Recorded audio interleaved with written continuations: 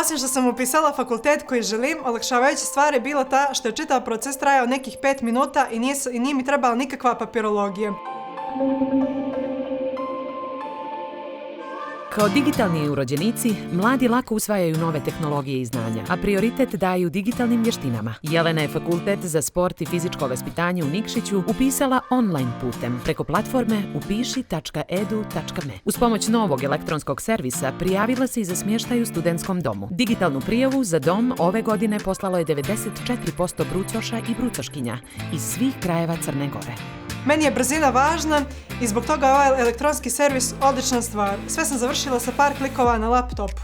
Bez obzira na izbor studija, digitalna pismenost je neophodna u učenju, na radnom mjestu i u društvenim aktivnostima. Primjena digitalnih alata u nastavi fizičkog vaspitanja može unaprijediti vještine dječaka i djevojčica u timskim sportovima, smatra Jelena. I pored izgradnje zdravih navika koje će trajati doživotno, sport također pomaže i našem mentalnom zdravlju.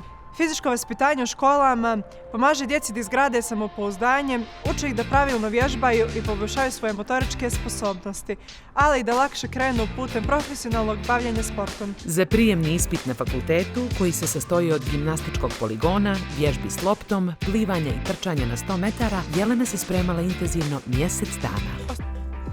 DIF uglavnom opisuju muškarci, ali to se mijenja, jer ja ne vjerujem u muška i ženska zanimanja.